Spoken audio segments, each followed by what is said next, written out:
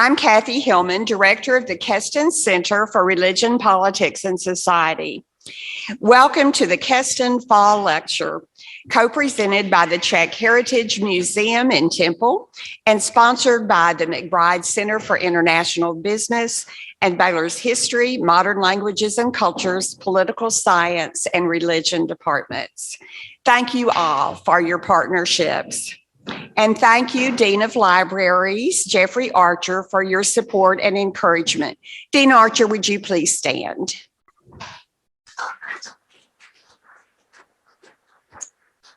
Now, how many of you have heard of Keston?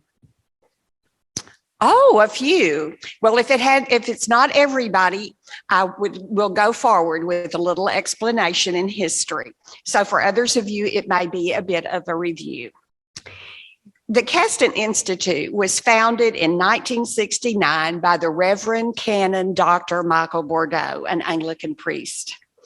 10 years earlier, while studying at Oxford University, Michael took part in the very first student exchange between Great Britain and the Soviet Union. While at Moscow University in 1959, he witnessed the start of Nikita Khrushchev's anti-religious campaign, saw churches forcibly closed, and heard his fellow believers were being persecuted. Later, he received a note from Russian Christians asking for help. And on a 1964 visit to Moscow, Michael learned that a church had been blown up overnight in the city center. While peering through the fence surrounding the rubble, a woman realized he was a foreigner and asked him to follow her. Keeping a safe distance, she led Michael to Moscow's outskirts where Russian Orthodox believers had gathered, miraculously including the woman who had penned the letter. They told him about the persecution and asked him, and I quote him, "to be our voice where we cannot be heard." At that moment, Michael took up their call to be the voice of the voiceless. In 1969, Bordeaux, with Sir John Lawrence, who himself found a divine note in a Russian hotel under his pillow that read, "Help us believers," established Keston College to make known the needs of all religious believers and to uphold religious freedom in every case. So the mission of Keston was to tell the truth, to gather reliable information about the religious situation in the countries of the now former communist bloc, including Czechoslovakia, and under other totalitarian regimes. Most notably, Keston documented persecution in the fight or dissidence by believers. A vast library and unique archive formed Keston's core, and the Institute's flagship Keston News Service produced authenticated reports that served as a tool for exerting political pressure. Reports used by the BBC, Radio Free Europe, Radio Liberty, AP, and others. Not once was any information disseminated by Keston to be found untrue or unreliable, and the pressure made a difference. With the breakup of the Soviet Union in 1991 and the end of the Cold War era, Keston experienced a significant decline in donations, and in 2003, the Keston News Service ceased. Shortly thereafter, the Institute began searching for a location for its stunning collection of religious archives on persecution and freedom. Oxford's Castan Institute accepted Baylor's proposal and in 2007 passed its library and archives to the newly created Castan Center to work with Keston UK to preserve the resources and promote research, teaching, and understanding of religion under communism and totalitarianism. That legacy includes you today, Dr. Taylor, and today's lecture. Dr. Flagg Taylor serves as Associate Professor of Political Science and Director of the Periclean Honors Forum at Skidmore College in Saratoga Springs, New York. He teaches political science, political philosophy, and has written about constitutional perspectives, Eastern European politics, and a significant number of other topics. Like Keston, much of Taylor's research focuses on totalitarianism and communism. He recently published The Long Night of the Watchman, Essays by Vaclav Benda, which translates the Czech Dissent and Charter 77 signatories' anti-totalitarianism writings for English readers. Following the lecture, Keston Advisory Board Chair Dr. Steve Gardner, Herman Brown Professor of Economics and Director of the McBride Center for International Business, will moderate a response panel and Q&A. Panelist Joanne Held Cummings is an adjunct professor at Baylor specializing in Middle East political dynamics, Islam, and political change. Before retiring from the Foreign Service of the U.S. Department of State, she was most recently based in Baghdad. The daughter of a diplomat, Professor Cummings was raised in Lebanon, lived in Saudi Arabia, finished high school in Iran, and graduated from university in Beirut. She has served as a foreign policy advisor, refugee coordinator, consular officer, political officer, and economic and political section chief in various posts in Syria, Yemen, Iraq, Afghanistan, Jerusalem, Egypt, Saudi Arabia, Cyprus, Ethiopia, Micronesia, and regionally from Morocco through Pakistan. I think she possesses a few unique insights, don't you? Now, panelist Michael Long, from just down the road, has made good as professor of Russian and chair of the Department of Modern Languages and Cultures at Baylor, and he's a dear friend. He earned degrees in foreign service, German, Russian, area studies, and Slavic linguistics, and I left out a couple of majors and minors. Among his many publications, Dr. Long has written on Czech dissidents, penned the Czech Republic entry for the Scribner's Encyclopedia of Europe, and has directed international study programs in Prague, as well as Russia, Germany, and what was then the USSR, among others. And finally, panelist Father Timothy Vavrek, a parish priest for over 30 years, pastors the predominantly Czech parish of Assumption Catholic Church in West. After taking a degree in physics and math at Texas State, he entered seminary and studied philosophy and theology at the University of Dallas and the Gregorian University in Rome. His doctoral dissertation compares Roman Catholic and Southern Baptist, if you can imagine, understandings of the church and ministry. He writes for the Catholic Thing, most recently on love and truth. And now, please help me welcome Dr. Flagg Taylor.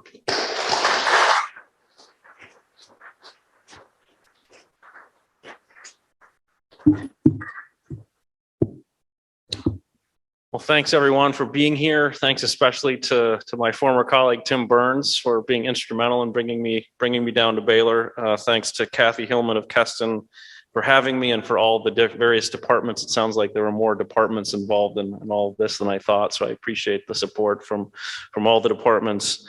And thanks to my fellow panelists too for joining me this afternoon. I'm happy to be here to talk today about Vaclav Benda. He was a central figure in the dissident movement in the former Czechoslovakia. He was not an initial signatory of the charter, but he was a signatory of Charter 77 shortly after its initial publication. He was a leading dissident in that circle. He was the founding member of something called VONS, which I'll talk about in a minute, a kind of sister organization to the charter that was the Czech acronym for the Committee for the Defense of the Unjustly Persecuted. He was imprisoned for his activities from 1979 to 1983, more or less the same time as Václav Havel was in prison. I think it's worth revisiting both his moral example, his political ideas, and I think there are some enduring lessons about tyranny, truth, and freedom to be learned from him. So I'm going to try to keep my remarks relatively short so we can get to the Q&A. I look forward to discussion. But before I dive into the thought of Vaclav Benda, just a few things about the historical period that he operated in. The 1970s and 80s in Czechoslovakia, this is known as the normalization period. It's the third phase of communist rule in China. The 1950s is known more or less as the Stalinist phase. The phase is defined by kind of militant enthusiasm, violent repression, the destruction of institutions like the church, long punishments for priests who are interned in labor camps and forced to work in uranium mines, big show trials like the one in the Soviet Union in the late 30s. That initial phase starts to wane in the early 1960s. This ushers in a sort of partial mellowing of the regime. Some censorship laws are loosened. People were able to travel a little bit. Interesting books are published. And a reform movement starts in the late 60s within the Communist Party under the leader Alexander Dubček. That reform movement is crushed when the Soviets send in the tanks in 1968 in August. The party undergoes a kind of massive purge campaign. Close to 400,000 people lost their membership in the Communist Party. It was about, I think, 1.6 million before this purge campaign. The party does a kind of self-study to try to figure out what made the party take such a wrong turn. Why were we in this position where the Soviets had to send in the tanks? Why was all this repression necessary? And say, again, they do this kind of self-study and suggest that there should never have been any effort to open things up. And so they insist on the principles of unity and order. And the party itself uses this language of normalization. We're going to normalize the population. And so normalization really, again, in a way, it's a different feel from the 1950s because you don't have the militant enthusiasm. You really don't have people being sent to long sentences in uranium mines. The punishments are much less. You could lose your job. You could end up working in the basement of an apartment building as a stoker. Your kids could lose access to education, right? The punishments were different, not quite as violent and not quite as severe. But nonetheless, any hint of heterodoxy, any hint of thinking differently from the party was challenged and repressed. And there was a very extensive system of surveillance that the population was kept under. Everyone had a personnel file, right, where it was noted, right, if you said certain things at work, were you reading books that were on the banned list like Tolkien, things like this? Did you go to the May Day parades? Did you hang the Soviet flag out of your window on national holidays as was required? This is one of the things that initially tipped the regime off that Benda was someone to be reckoned with because he and his wife refused to hang the Soviet flag out on holidays. So they noted that in his file.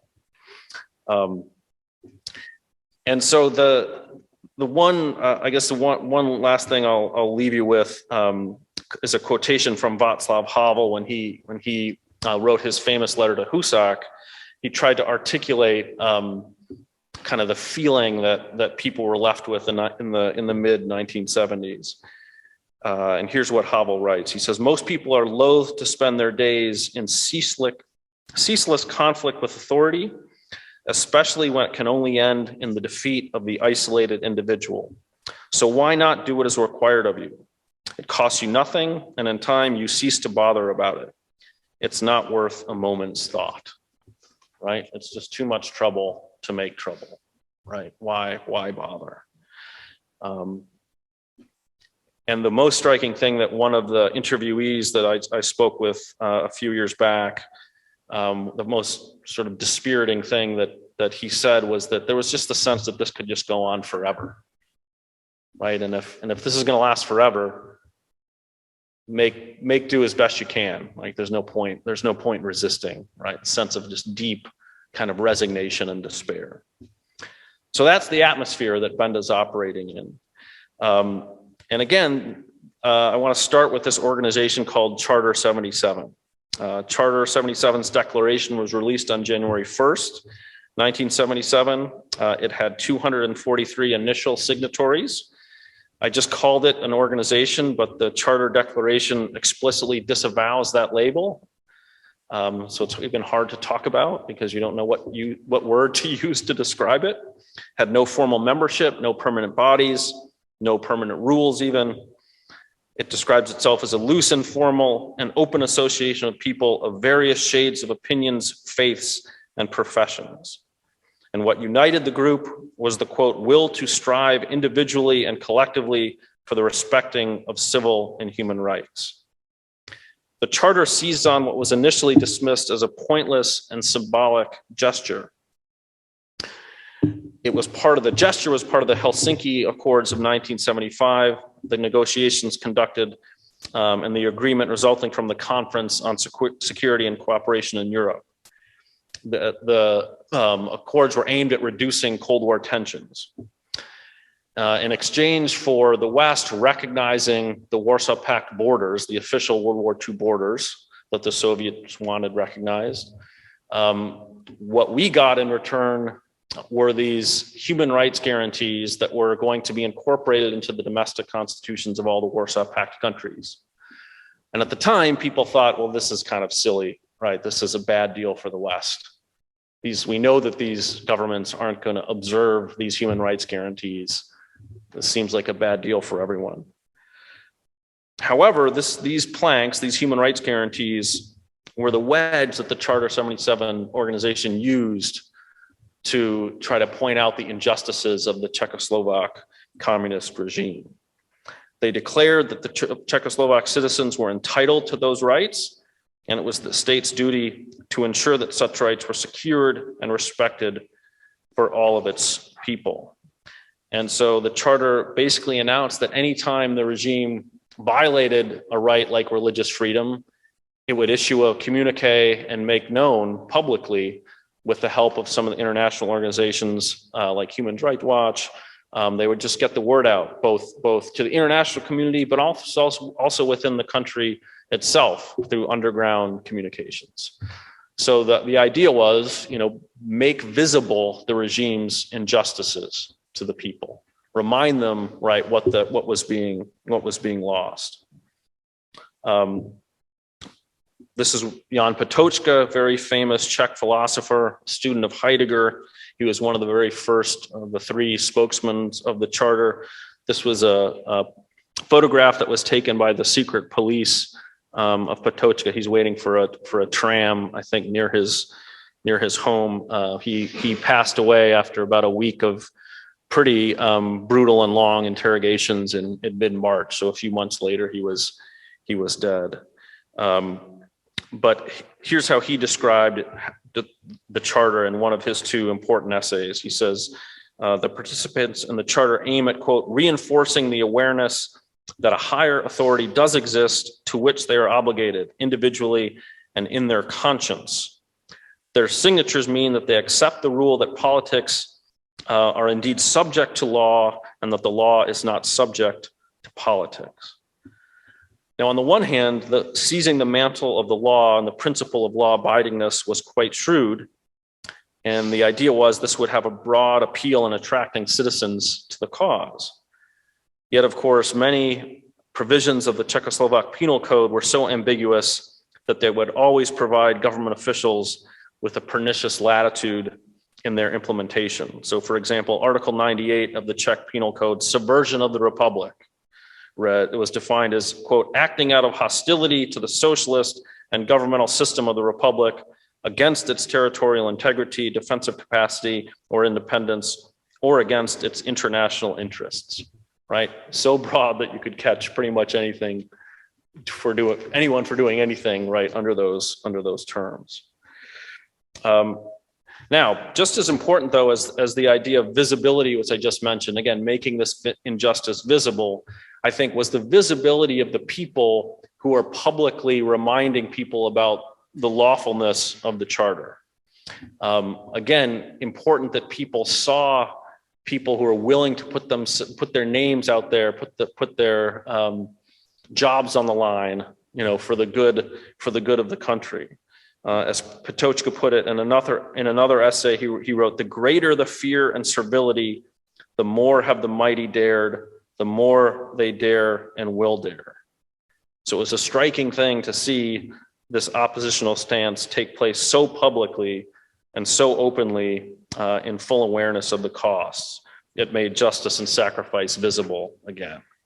And this is exactly why Benda signed the charter. He saw that the regime's reaction was so brutal. The anti-charter campaign came quick and fast on the heels of its issuance. And Benda thought to himself, anything that makes the government this angry has got to be something that I need to get involved with. And that's when he signed the charter. By the spring of 1978, however, Benda was concerned that this initial ecstatic sense of excitement, liberation that the charter brought on could not be sustained over the long term. So this is when he writes his very famous essay, his most famous essay called The Parallel Polis. And he wrote in that essay, a citizen may certainly see there is a moral commitment involved in challenging an evil political power and trying to destroy it. Nevertheless, in these circumstances, such a commitment might be suicidal, and one cannot hope for public support, broad public support, in any rational system. So he's worried that it was asking a lot for people, right, to put themselves out there and join the charter. Now, one might reply, as did Václav Havel, and this gets into a kind of interesting dialogue between Benda and Havel, I think two of the most famous Czech dissidents. Havel argued in a essay that he wrote, in part prompted by the Parallel Polis, that people's resistance could take any number of forms, right? He wrote in the Parallel Polis about this example of a young shopkeeper in Prague that put up in his window a sign that read, "Workers of the world unite," right? And Havel thought one's resistance might take the form simply of not putting up the sign, right? It might take the form, the Benda example, of not putting out the Soviet flag. And so Havel's idea was just to communicate to people that they could make a difference in terms of their own conscience and in terms of their own well-being, just revoking in these very minor ways, right, these acts of disobedience, right? And so Havel emphasized that living within the lie took these concrete forms, these myriad acts of compliance, and you shouldn't think of it as like an all or nothing thing, right? One day you might, revoke your compliance from this. Next day you might turn to something else. It seems to me that Benda worried that formulating the possibility of resistance in this way still would have limited appeal. And so Benda argued that totalitarianism needed to be challenged by a reassertion of our social and political natures.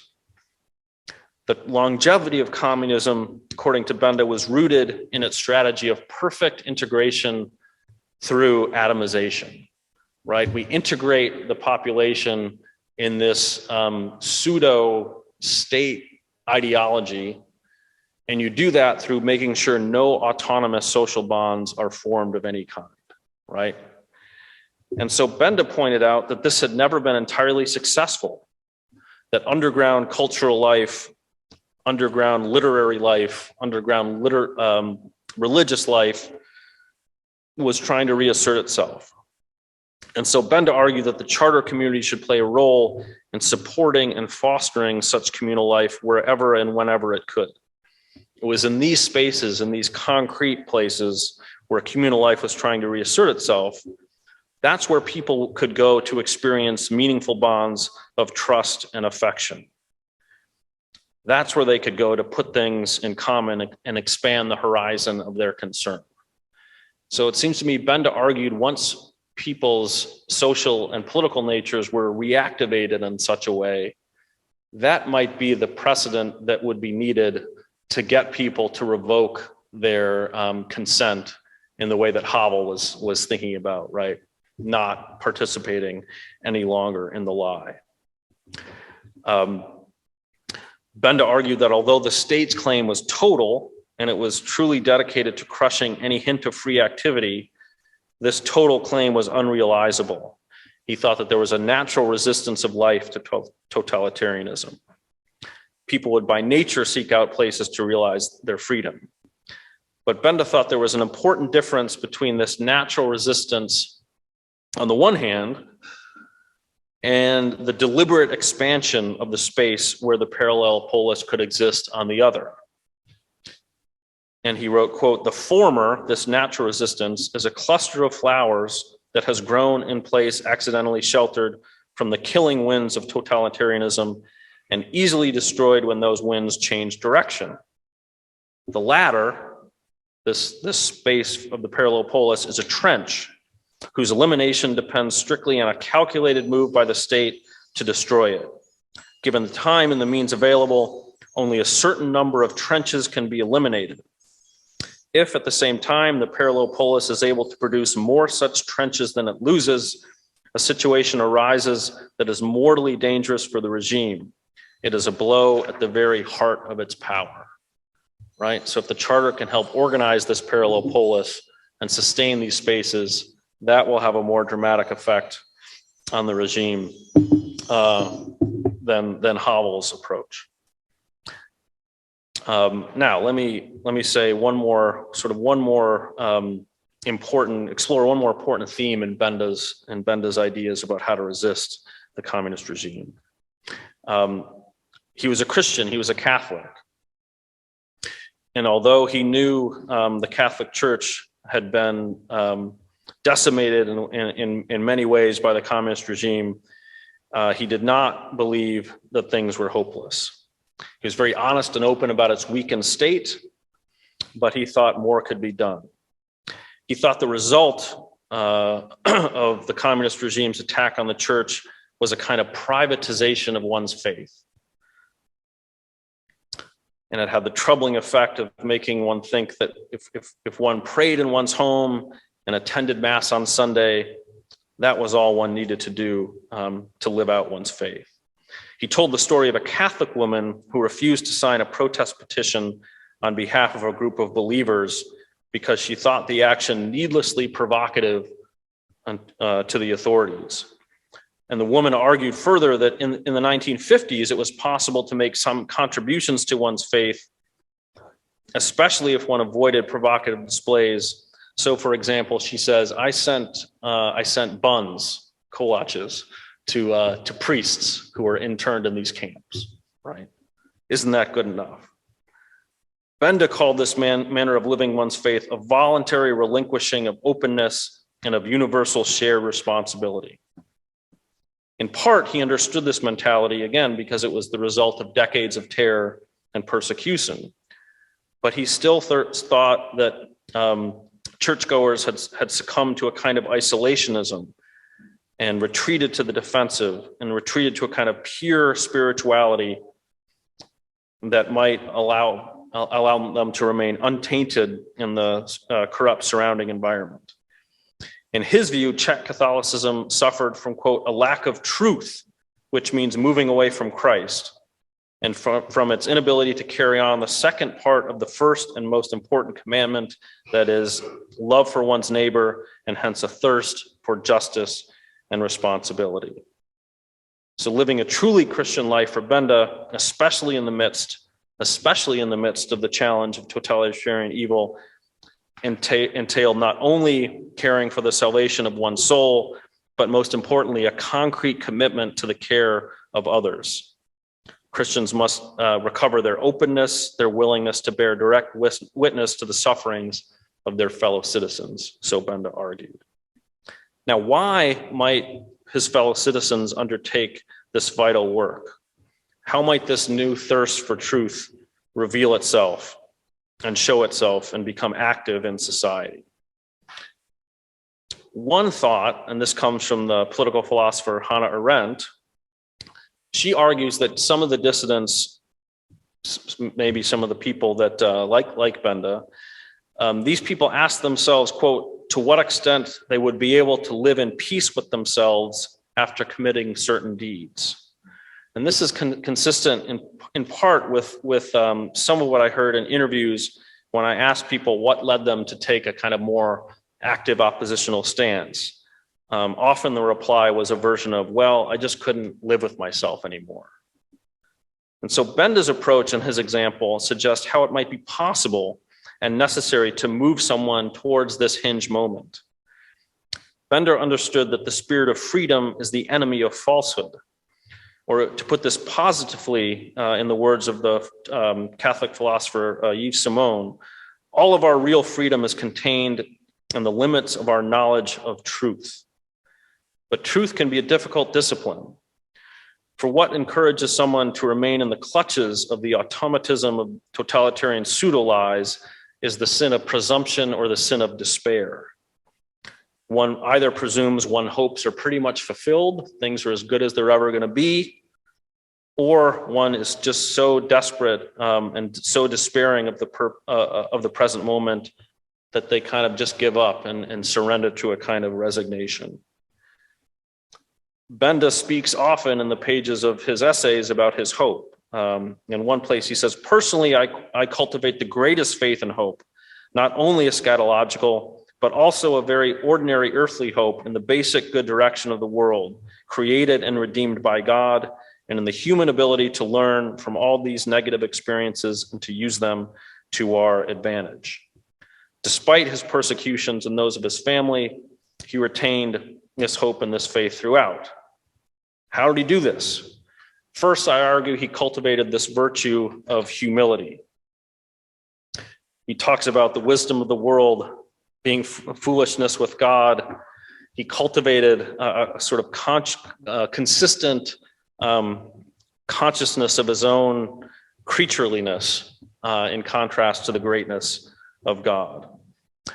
And so this kept him grounded. It reminded him that his expectations for earthly progress, especially in his own lifetime, might be pretty low. And it grounded him in the pursuit of a goal that would likely not be realized in his own lifetime, maybe in 2 or 3 generations.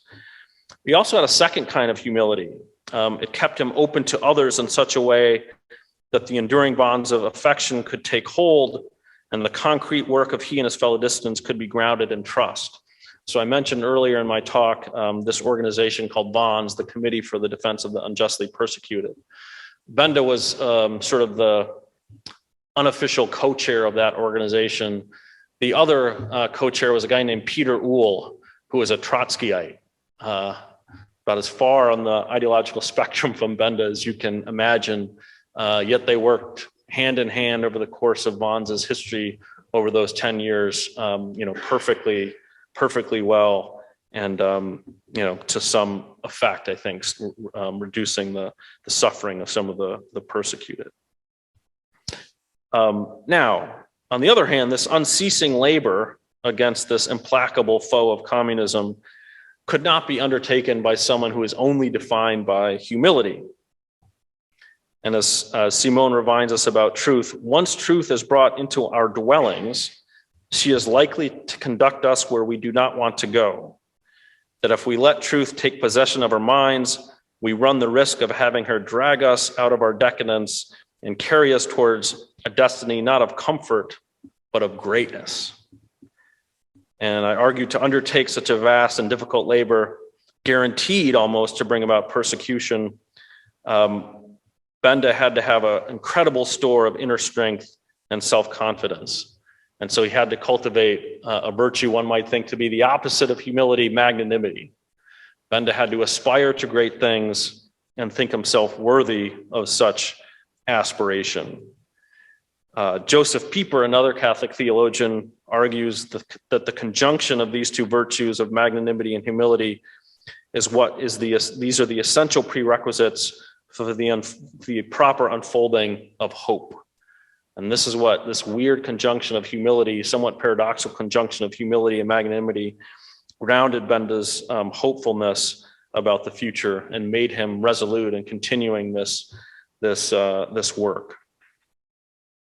I want to end on a story that Mrs. Benda told me about the day that Vaclav got released from prison in 1983. I'll walk you through a couple of these pictures here. This is a picture of the charter. This is there in Benda's flat on Charles Square. This is a stoking room. Benda worked here for a while. This is the party that I was just speaking about. And so this is why Benda has no beard, because he's just been released from prison. And upon his release, he got to this party that was being held at his flat in his honor. And one of the first things that happened, according to Mrs. Bendova, when he got into the flat is someone from the charter gave him this petition and said, Vaclav or Vavrek, when you went into prison, you were a charter spokesperson. So we kind of need you to sign this petition for the person that was being persecuted and resume your status as charter spokesperson. And apparently he didn't respond immediately. I'm sure he was kind of, really? This is the first thing you want me to do? But Mrs. Bendova, Camilla, went up to him and said, Vavrek, I think you should do this because by doing this, you would let the regime know. Sorry. I tried to tell the story before. She said, if you do this, you'll let the regime know that your imprisonment had no effect on you. It's just an astounding thing for someone to say. And the strength of people like he and his wife are just never fail to humble me. So sorry about this. Thank you.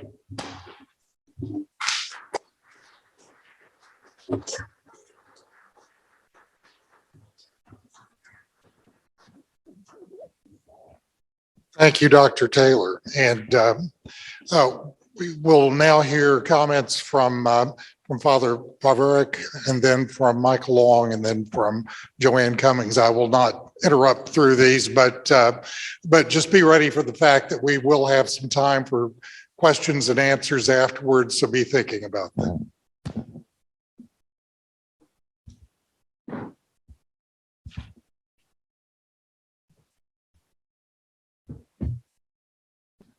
They were extraordinary times and brought forth extraordinary men and women.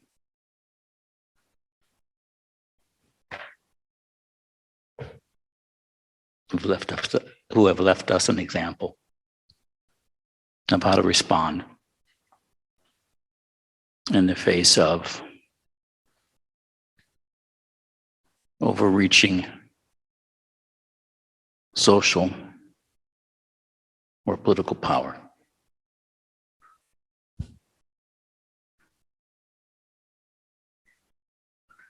I'm Irish and Polish.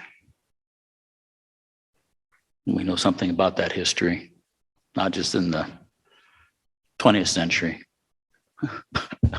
but in the century and a half before that as well. I became familiar with the situation in Eastern Europe when I was in college in the late 70s. I was considering possible work in history or foreign service until it occurred to me that I was in foreign service, they'd be bouncing me all over the world, and I didn't want to do that. I didn't see how I could raise a family bouncing around all over the world. That didn't turn out to be an issue.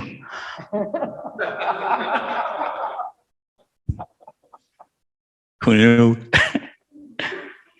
And so I particularly studied the situation in Eastern Europe after the Second World War, as the Soviets bore down and overtook those nations.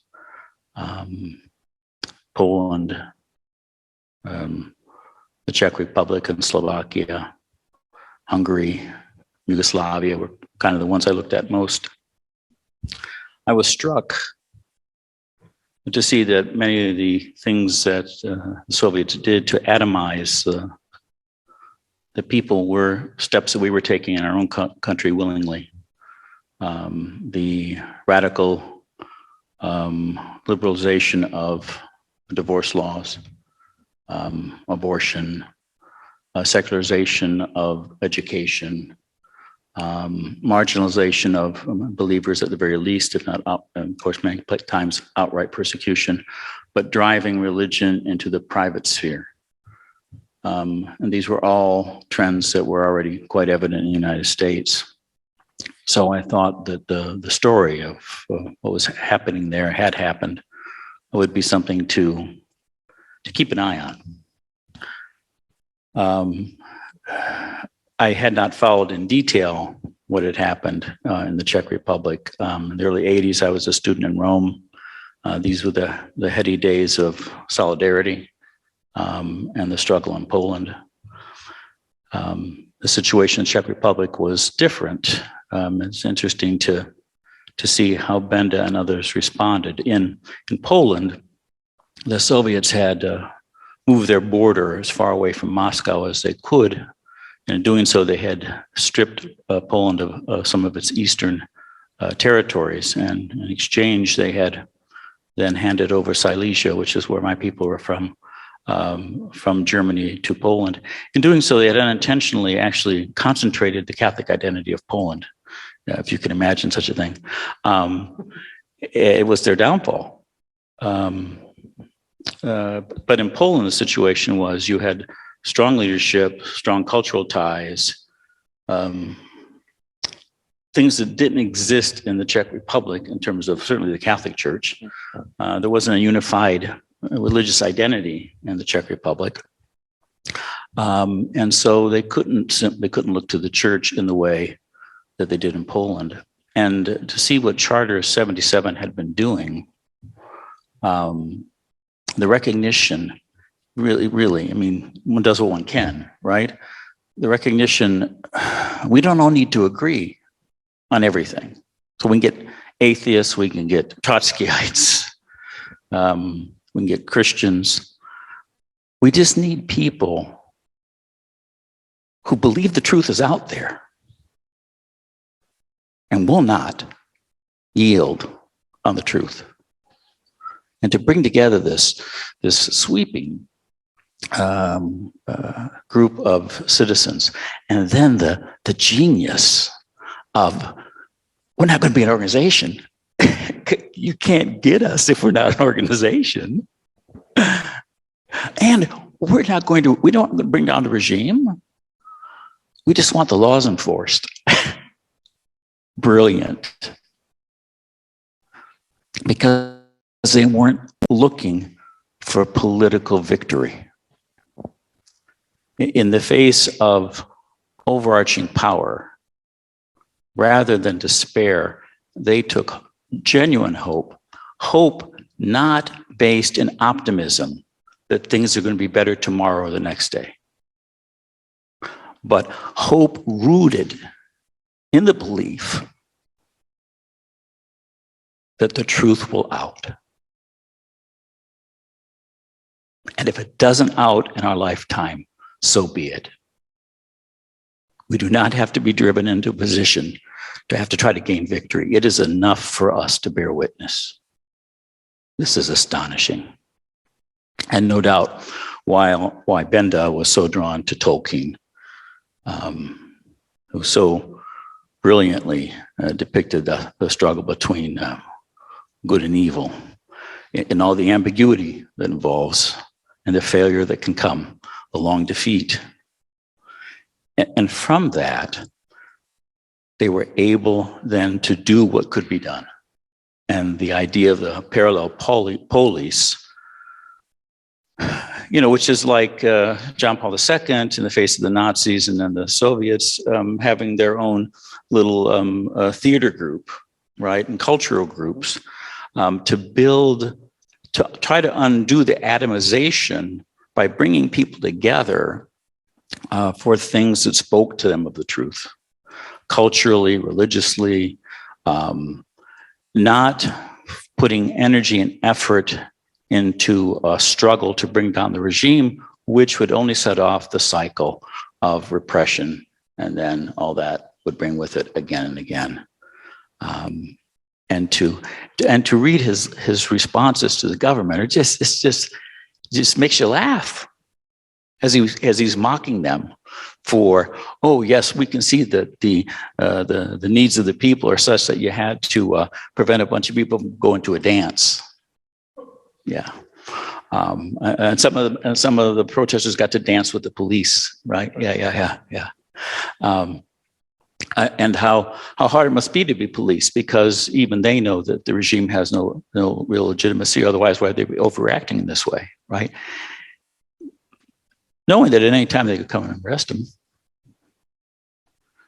But in this way, victory wasn't necessary for them. Humanity was. And for those who were Christian, humanity was necessary. And faith, hope, and love were necessary. And the Bendas, how they opened their house. And Mrs. Benda, while he's in prison, is still receiving people. And people on their way to report themselves in would stop by the house, get a cup of tea, have a little bit of cake. And when they got out from prison, they would come by and stop by the house. And the Bendas just kept doing that day in and day out, year after year. The lesson here is we don't have to win. We just have to be faithful. And that's a tremendous testimony to leave us.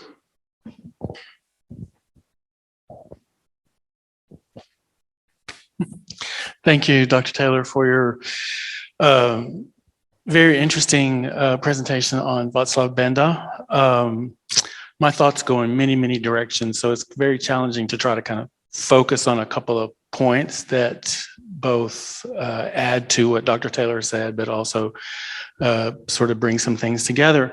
And what I would like to say is that I believe one of the major strengths of the Chartists, as they were known after you signed the charter, you became a Chartist, was their diversity, because the role of dissident, or the dissident, I don't want to call it a movement, because everyone came to dissidence in their own way. They didn't wake up one morning and decide, I'm going to be a dissident. It usually was the culmination of a long process of inner monologues and experience with authorities and everyday society and life, and the challenges that it brought with it. So that the entire group were from very diverse backgrounds, and in addition to Vaclav Benda were other Catholics and other believers, non-Catholics as well, who came to this realization that there was something they needed to do in order to live in truth. I can name Václav Mali, who was a Catholic priest who also served as speaker for the charter. Another, Dana Nemcová, who was an educated person, a mother of 9, who also was very devout Catholic, and then later became a speaker for the charter, etc. She was also chair of the Helsinki Watch Committee in Czechoslovakia. Very interesting people. So I would want to point out that this diversity gave the entire group of Chartists and the broader dissident movement a lot of strength. And that was underpinned by their belief, as you pointed out, that they were acting in accordance with Czechoslovak law, because the final accords of the Helsinki summit were incorporated into Czech law. And it gave them, I think, a moral foothold in society, because they were just telling the regime, look, we're only asking you to observe the law. And I think that spoke volumes to people who were not necessarily Chartists, but who understood their approach and were in agreement with them, because not everybody could take that extra step of signing the charter, sticking their neck out that far. I think a very important event happened in 1976 when the regime arrested the members of a rock group called the Plastic People of the Universe. This is an outgrowth of the Prague Spring, which ended with the Warsaw Pact invasion of 1968 on the night of August 20th to the 21st, which ended this period of liberalization brought in or under the Dubček regime. Czechoslovak arts and letters were flourishing in a time immediately up to 1968. Czech filmmakers were world renowned, winning Oscars. Czech musicians were gaining recognition internationally. And the Plastic People of the Universe, very interesting name, had a very, large following among the youth in Czechoslovakia. And the regime decided that they couldn't tolerate them any longer and arrested the members of the band. And many so-called, and I say so-called because no one has an official designation as a dissident, but many dissidents rallied to their cause.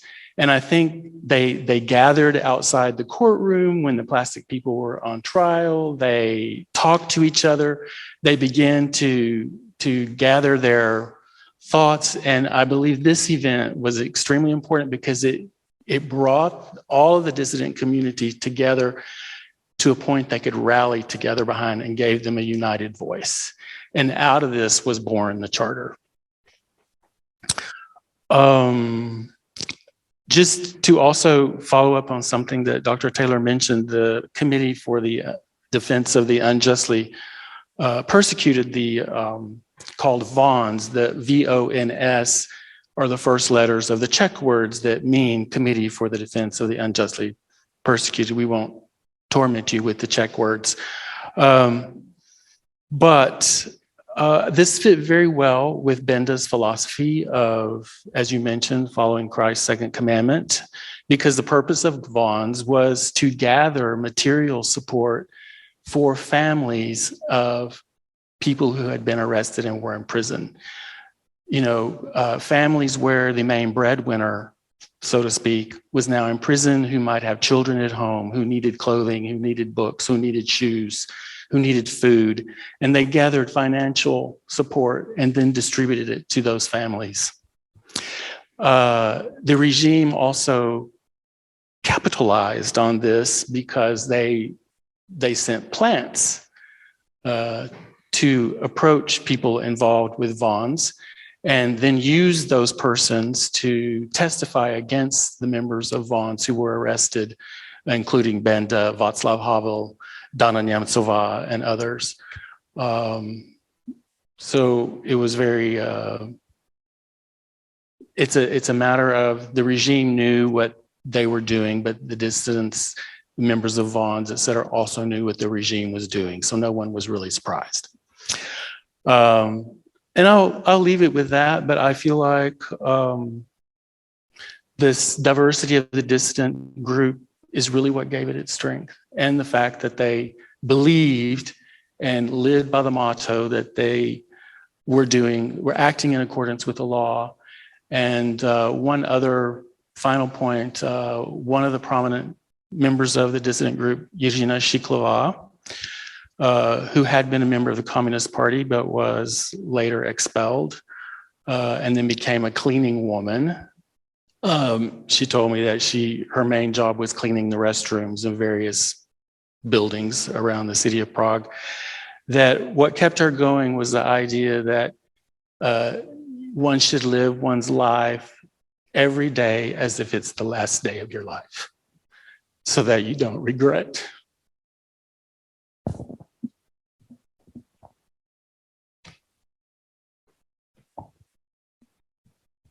I really need to start with two apologies. One is that I'm not particularly going to be speaking about Christianity and the Communist Party. And the other is I'm not sure I'm going to be choked up at the end of this, which makes me definitely feel that I'm failing somewhere. The pressure's on.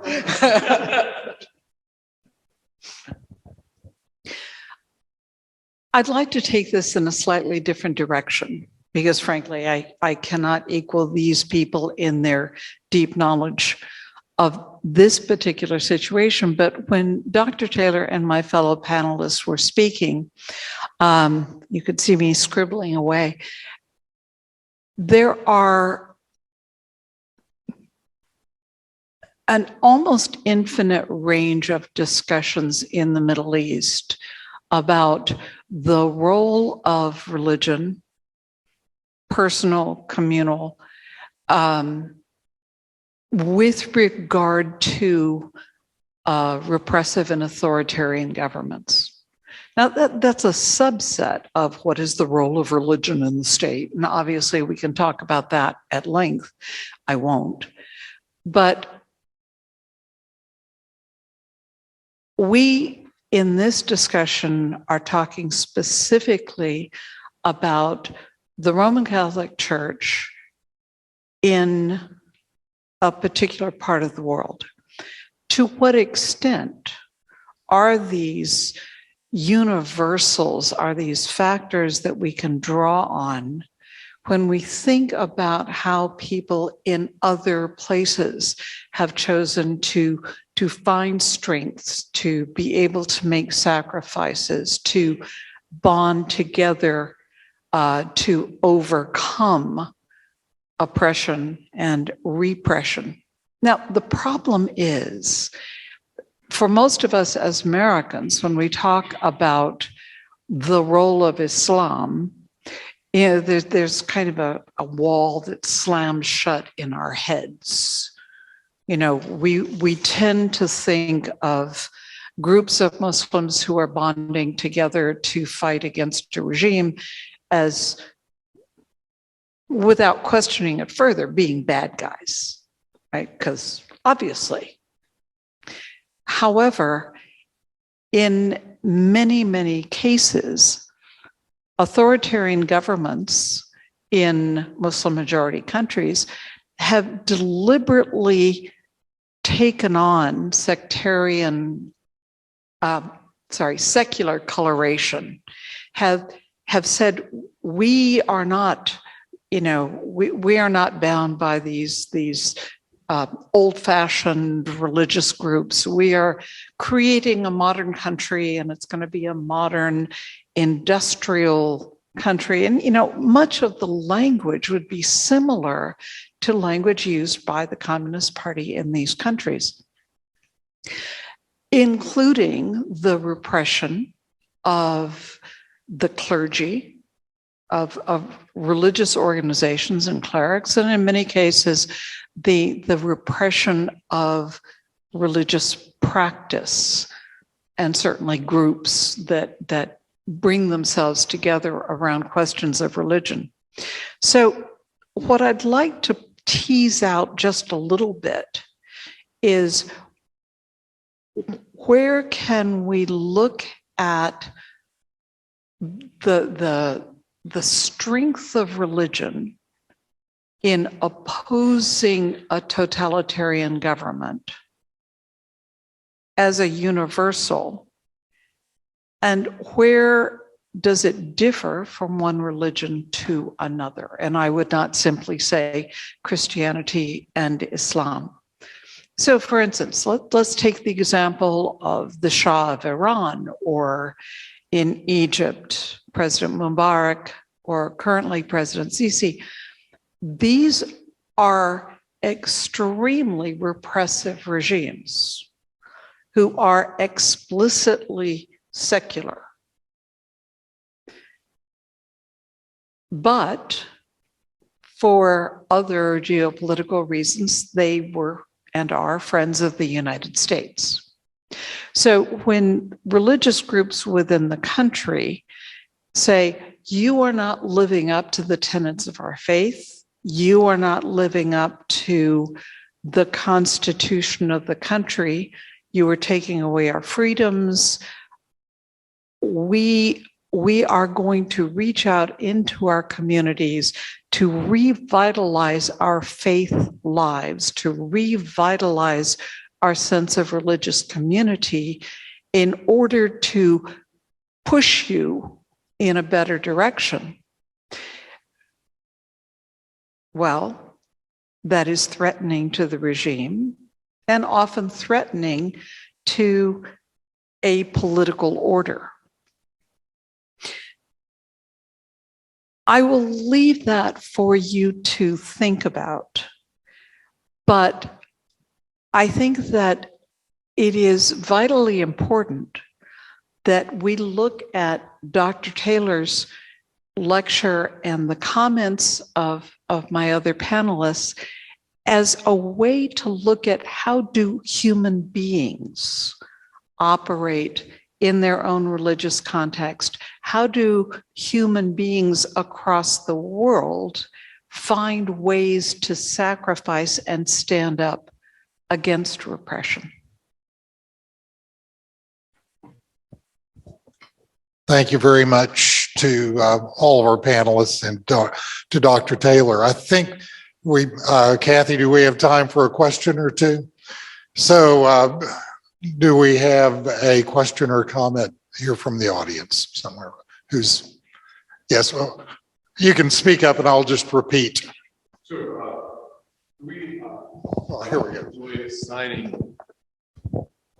I enjoy assigning the checks because they're so intellectually stimulating. Havel, I think, is just a truly brilliant mind.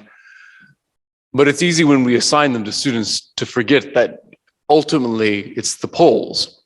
Like the father was saying, that's where the fall of Eastern Europe starts, not in Czechoslovakia. How far do you think the Czech dissidents could have gotten without the Roman Catholic unity in Poland underpinning the fall of Eastern Europe to democracy?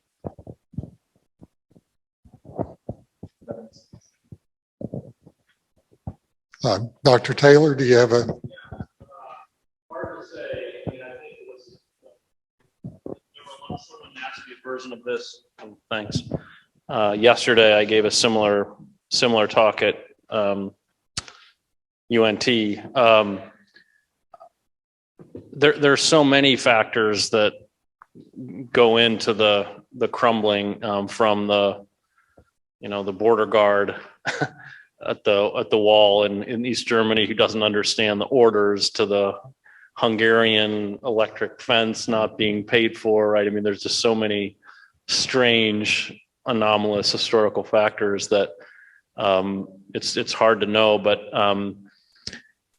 I guess the first thing I would say is that they worked together. They the Czech dissidents and the Polish dissidents had meetings in the Kırklareli Mountains, trading documents and trading ideas, and so there was some kind of cross fertilization and discussions in the early 80s. They traded Havel's essay, Powerless, got translated in Polish.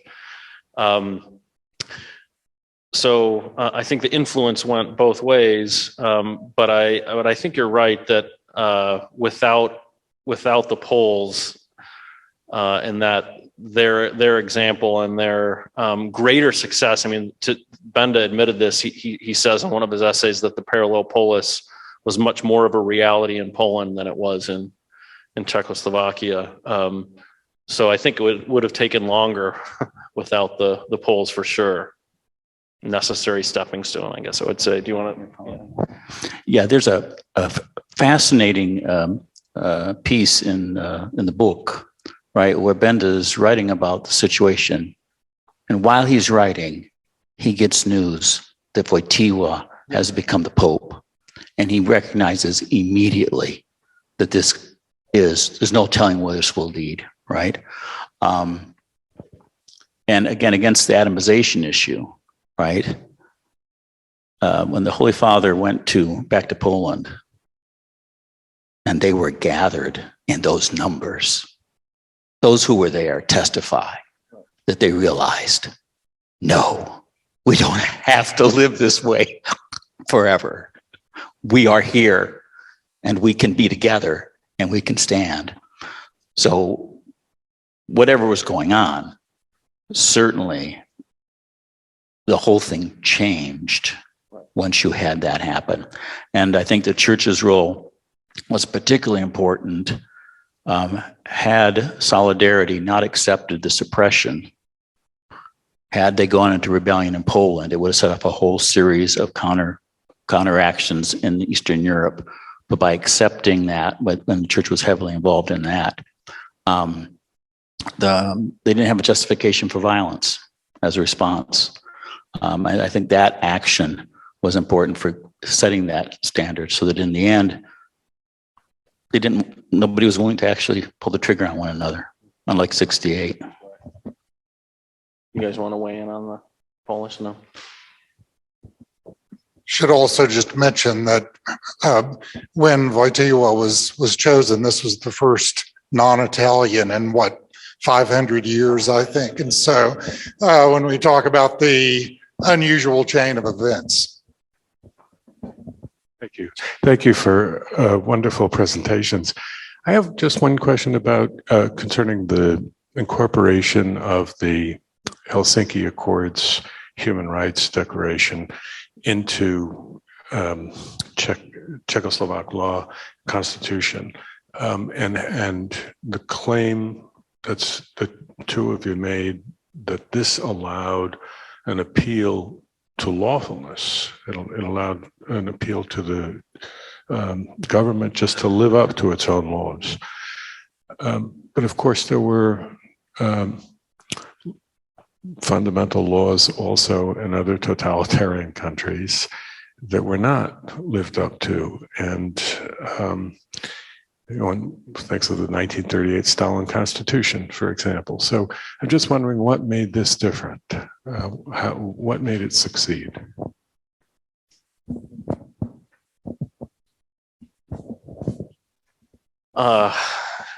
Maybe the overall level of repression. I mean, I think the Soviet Union was a much more dramatically totalitarian place under Stalin.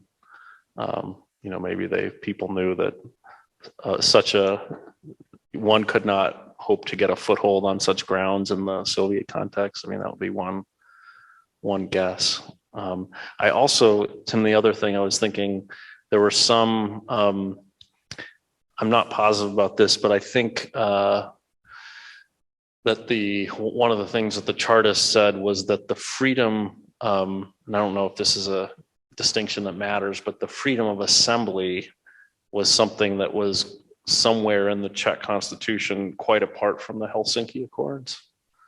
So that was just even a more solid basis for appeal or something like this, but I don't know. I just add that I don't think there are any bad constitutions in the world. No one writes a bad constitution. The question is always implementation.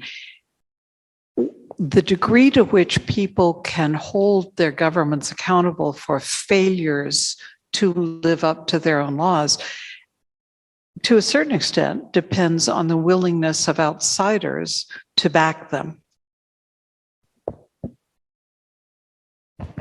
Right, and that was a very different situation in the late 70s as opposed to 38. You can get a bullet in your head, and that was becoming less of an option, I think, politically speaking, by the late 70s.